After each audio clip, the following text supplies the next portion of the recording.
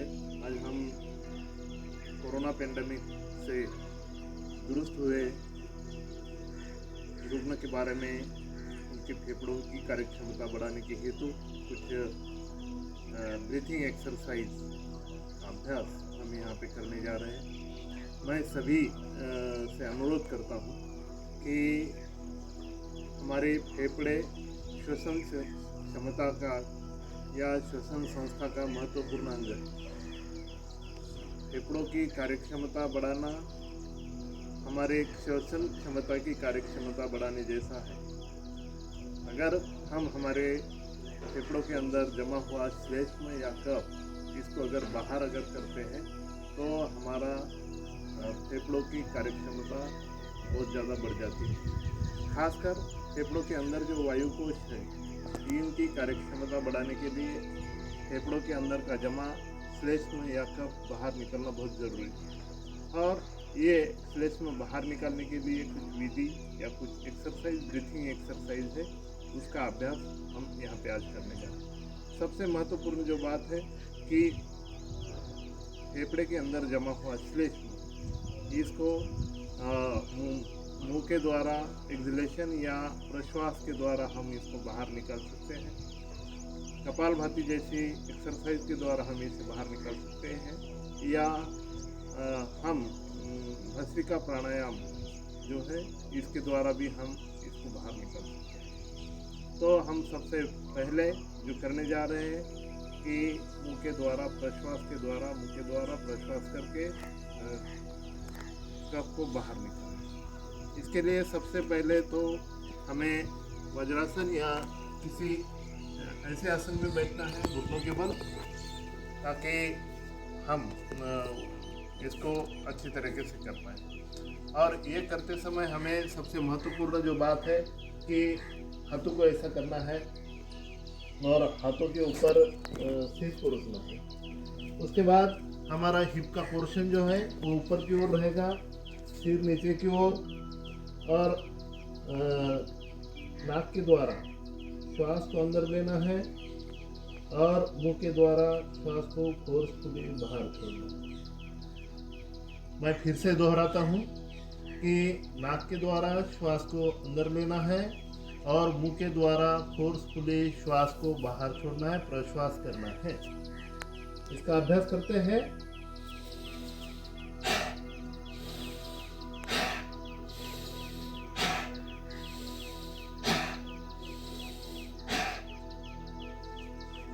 ये हमारी क्षमता के अनुसार इसका अभ्यास करना है। अगर हमारी क्षमता ज़्यादा है तो हम इसके रिपीटेशन आवर्तन हम ज़्यादा कर सकते हैं। अगर थोड़ी सी तकलीफ होती हो या दम हमें लगता है तो ऐसे समय पे हमें वहाँ पे थोड़ी देर रुकना है और थोड़ी देर बाद हम फिर से उसे दोहरा सकते हैं या उसका रिपीटेशन आवर्तन हम चालू कर सकते हैं। फिर से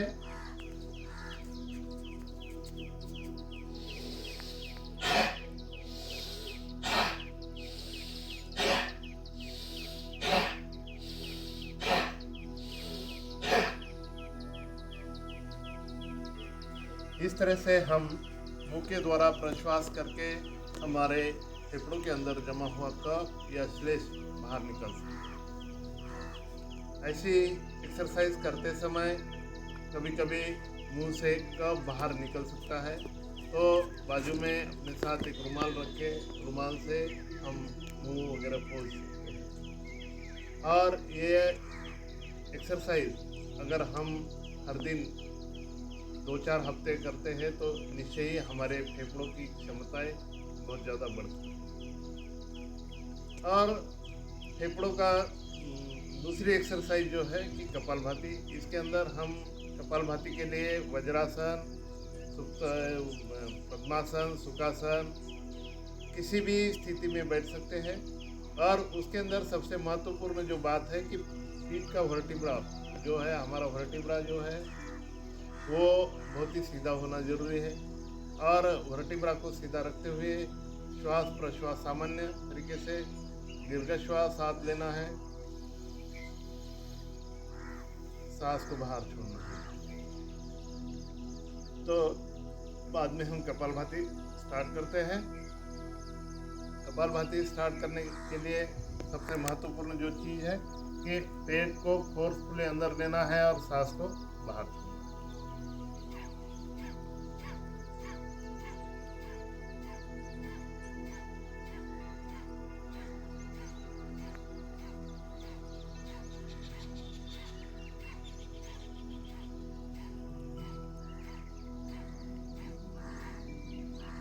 इस तरीके से हम कपालभाति का अभ्यास कर सकते हैं। कपालभाति ये एक ब्रीथिंग एक्सरसाइज है। कई किताबों में इसे प्राणायाम भी कहा गया है, कई किताबों में इसे ब्रीथिंग एक्सरसाइज कहा गया है, मगर हम यहाँ पे एज अ ब्रीथिंग एक्सरसाइज के रूप में हम इसका अभ्यास करेंगे। कपालभाति से फोर्सफुली अगर हम प्रश्वास करते हैं तो हमारे फेफड़ों के अंदर जमा हुआ रेसिडेंशियल एयर जो है इसको हम बाहर निकाल सकते हैं, और वो बाहर निकलने से हमारे फेफड़ों के अंदर जमा श्लेष कफ वो बाहर निकल जाता है। फेफड़ों के अंदर जो वायु कोश है उनकी कार्यक्षमता बढ़ती है। तो इस तरीके से हम फिर से कपालभाति का यहाँ पे अभ्यास करेंगे। दीर्घ श्वास अंदर लेना है, दीर्घ श्वास बाहर। कपालभाति स्टार्ट।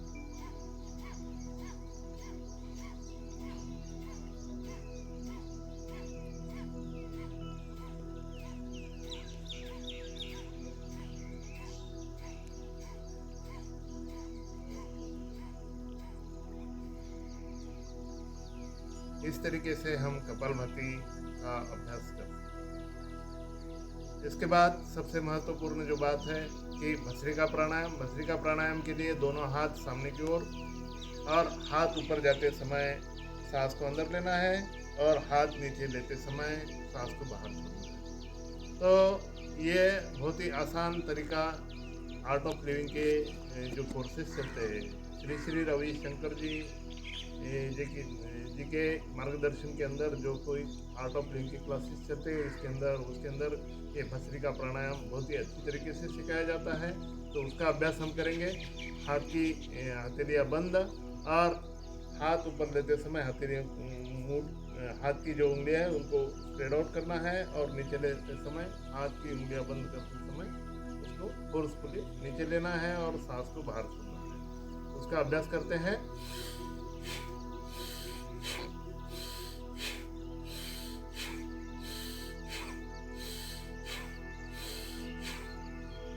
तो इस तरीके से अगर हम दैनंदिन जीवन में अगर हम ये एक्सरसाइज अगर हम करते हैं तो निश्चय ही हमारे फेफड़ों की कार्यक्षमता बहुत अच्छी तरीके से बढ़ सकती है। धन्यवाद।